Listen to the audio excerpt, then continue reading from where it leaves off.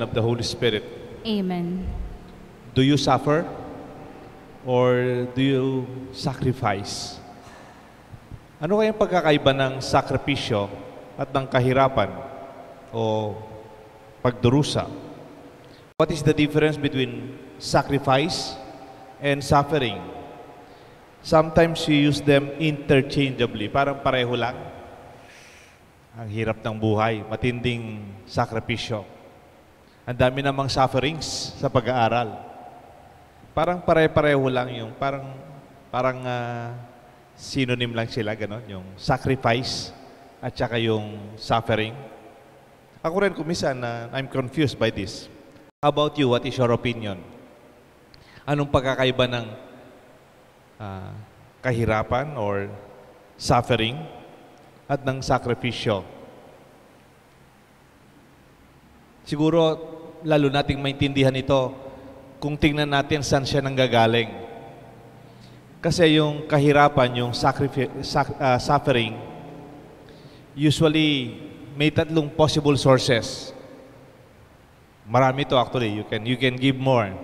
Just to simplify, gawa lang ako ng tatlong category. Una, suffering is natural. Natural lang. It comes even when you avoid it. Natural as in given. Pag tumatanda na tayo, pag may edad na rin, pag nagkakasakit tayo, or sometimes they are consequences of natural disasters. Matinding bagyo, o nung pumutok yung pinatubo. These are natural source of suffering. Kahit na mag-exercise ka ng mag-exercise, kahit hindi kumakain ng bawal, kahit na very healthy yung lifestyle mo, there will be a time when we become old, we will also experience pain.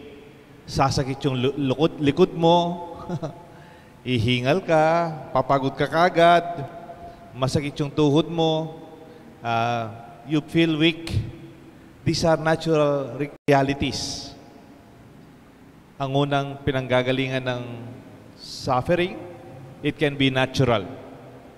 Mga bagyong dumarating, dito makikita natin, there are things that are beyond us.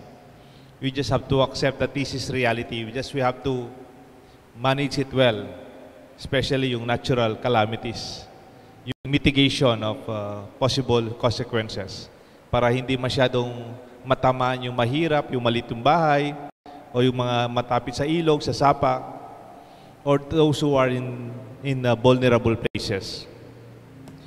Meron pang kalawa, another source of suffering. Actually, this is biblical. Kasalanan. Ang kasalanan, nagdadala ng kahirapan sa buhay. Pwedeng kasalanan mo o kasalanan ng iba sa'yo. Sin that is a consequence of the action of other people. Irresponsible persons may bear the effects of their sins. Halimbawa, mabilis akong mag-drive. I am irresponsible. I'm careless. Sa pagmamaneho ko, may natamaan akong bata sa daan. Anong cause ng suffering ng bata? Is it natural? Hindi. Kasalanan ng ibang tao. Kasalanan ng irresponsible driver. You can give more example. Sorry for the example. Di ba, may mga batang nahihirapan. Kasi, irresponsible yung tatay. Pag nagsweldo siya, hindi siya uwi. Bibili siya ng drinks. Yan. Good time muna siya. O magsusugal. Sorry for that. Ha? Pero, ang sinong nahihirapan? Yung mga anak, yung pamilya, yung asawa. These are consequences of sin. No? Pero meron din yung sariling kasalanan mo. You don't have to blame others. Halimbawa, pwede rin masakit yung ngipin mo, nasira yung ngipin mo, masakit. Kaya pala masakit yung ngipin mo, hindi ka nagtututbrush. No? Consequence yan of irresponsibility. Kunyari, masakit yung ngipin mo, Lord, Lord, Lord, bakit mo naman ako sinusubukan, Lord? Bakit mo ako pinaparusahan, Lord? Masakit yung ngipin ko. Siguro sasabihin ng Diyos, mag-toothbrush ka. Linisin mo sarili mo. Take good care of your own, of yourself. You don't have to call God. Minsan, meron po akong inanoint. Matagal na po ito, bagong pari pa lang ako. Meron akong inanoint. Pinuntan ko sa bahay. Nung dumating po ako, matandang lalaki, parang hindi pa matanda masyado, mga 60 pa lang. Huwag na po kayong papasok sa kwarto, Father, siya na ilalabas. O, lumabas po yung may sakit. Naka-oxygen. Wala na po COVID noon. 1990s pa. Tapos po, alam niyo po yung anak niya, dala-dala yung oxygen. Tapos dumating si tatay, naka-oxygen.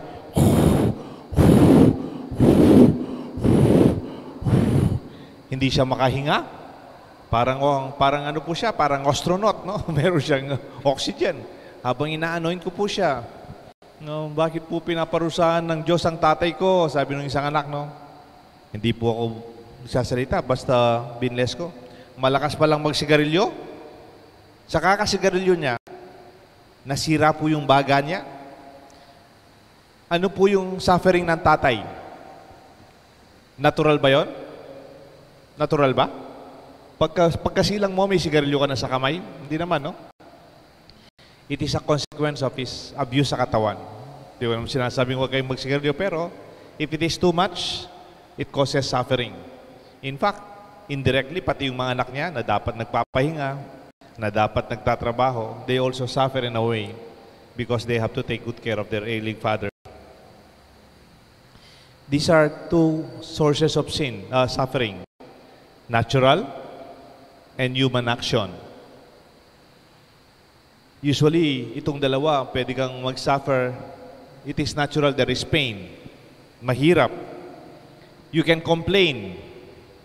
You can deny. Like Peter, Lord, forbid, God forbid, Lord, though such thing will ever happen to you. Pwede mong iwasan. Iwasan mo na lang yung masakit. Kunyari, nag-aaral ka. Huwag ka na lang pumasok. Yung isa ngayon, na nakita ko, ano po itong klase nila? Yung online class. Kaya lang, nakalagay yung pangalan niya. Magaling yung bata, grade 4 pa lang. Tinanggal na yung pangalan niya, nilagay, connecting. Connecting. Tapos pinatay niya yung video. Galing nung batang to. Sabi ko, he's avoiding the real natural sacrifice of education. You can blame.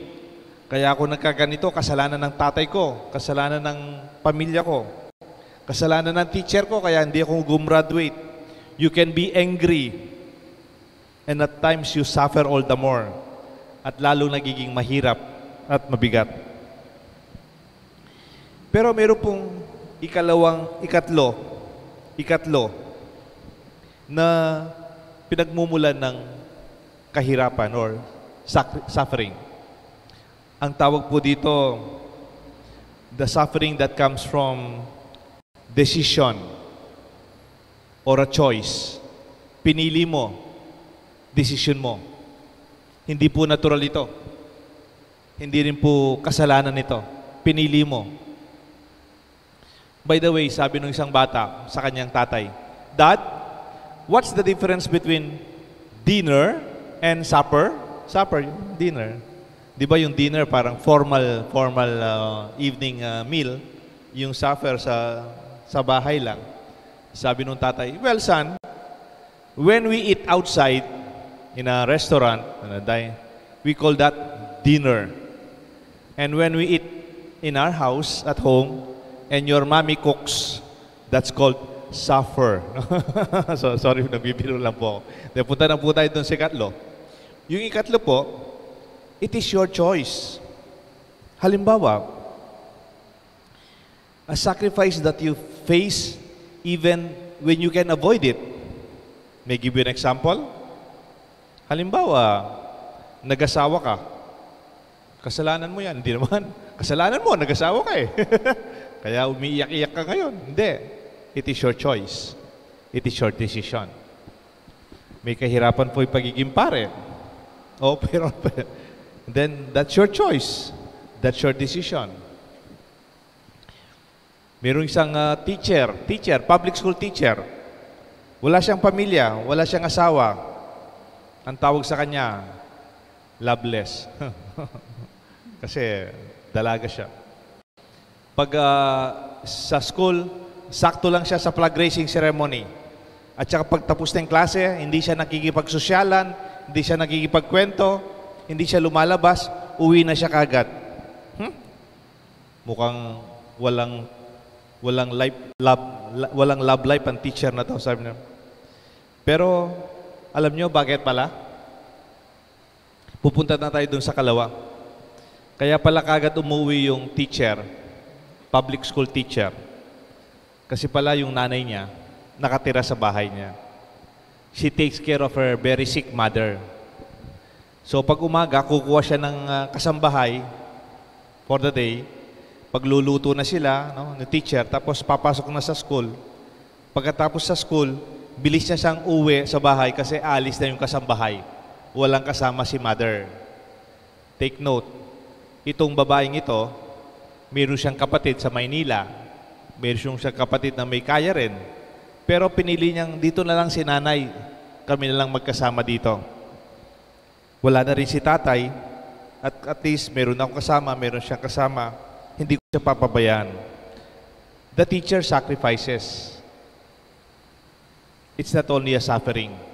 Because she chose to. Pinili niya na makasama niya yung nanay niya. Pwede niyang ipamigay yung nanay niya sa mga kapatid niya. Pero hindi. She embraced her mom. Is that called loveless? Hindi. Pagmamahal yun. Mas malalim sa boyfriend, girlfriend. Mahal niya yung nanay niya. Mahal niya yung pamilya niya. That is an expression of love. Meron kasing ikalawang other sub definition of that sacrifice that is from choice. Ang tawag dito yung sacrificial love. Yung pagmamahal na nakahandang mahirapan. May kasabihan, you can suffer without love, but you cannot love without suffering. Si Ninoy Aquino, a few days ago, wala tayong klase, August 21. Meron siya sinabi, nabasa ko lang sa quotation, I'd rather die a meaningful death than to live a meaningless life. Gusto ko pang mamatay na may kahulugan kaysa sa mabuhay na walang kahulugan.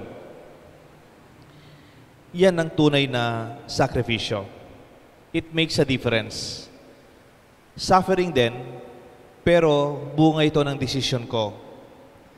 Desisyon ko dahil mahal kong nanay ko, si Ninoy Aquino dahil mahal niya yung bansang Pilipinas, o siguro kayo mga magulang, nahirapan kayo. Sino ba naman ang magulang ditong hindi nahirapan, papapalaki sa kanyang anak? Your suffering, your sacrifice is also an expression of suffering. It is meaningful. It is also out of faith, hindi lang pagmamahal. Ito'y bunga ng pananampalataya. Because of your faith in God, you are willing to let go of anything that causes you to sin. You embrace your own sufferings for the sake of our faith. Ang tawag doon, salvific or redemptive love. Yung hindi sayang nakahirapan. Halimbawa, masakit lang yung ngipin ko. Walang kahulugan yon, di ba? O kaya yung masakit yung likod ko. Masakit, pero wala nang pagmamahal doon eh. Pero may mga desisyon tayo na bunga ng ating pagmamahal at pananampalataya sa Diyos, nagkakaroon ng bunga ang ating kahirapan. Christ suffered, and the suffering of Christ is sacrifice. It's not useless suffering. Meron kasing kahirapan na walang kwenta. Pwedeng nagkasakit ka dahil sa bisyo mo o sa kasalanan ng ibang. Pero pag meron ka sakit, when you embrace it and accept it, then and offer it meaningfully, it becomes also a sacrifice. Kaya naintindihan natin ang Santa Misa, ang tawag natin sa Santa Misa, when we recall the suffering, the death and resurrection of Christ, ang tawag natin sa Santa Misa, Holy Sacrifice of the Mass. Banal na sakripisyo ng Santa Misa. Ginugunita natin ang pagmamahal ng Diyos sa atin na ito ang naging dahilan ng ating kaligtasan. May I ask you again the question. Sagutin niyo ko. Do you suffer only or do you sacrifice? Na may mahirap sa buhay mo dahil nagmamahal ka. Kag nagmamahal ka, kailangan nakahanda kang masaktan, mahirapan, o magsakripisyo. Because God is love. God loves us. Jesus is the Son of God. He loves us so much that for Him, the Gospel tells us, whoever wishes to come after me must take up his cross and follow after me. Naintindihan ko ngayon ang imbitasyon ni Jesus. Hindi pa naintindihan ni Pedro siguro by this time. Na pagtagal talagang mahal na mahal mo, hindi man mabigat sa'yo. Nakakita na ako ng mga magulang, they suffered so many years. But during graduation, makita mong mga magulang, very proud, very happy, very fulfilled. And yet you know, for many years, they suffered a lot. Pero lahat ng sakripisyong ito, walang kwenta. Hindi man nila binabanggit. They do not even complain. Di mo sinasabi, nahirapan ako sa anak ko yan. Hindi. But they only celebrate your joy, the happiness, and the glory of your own graduation, your own fulfillment and victory. This is the great secret of our Christian life. There is no resurrection without a Good Friday.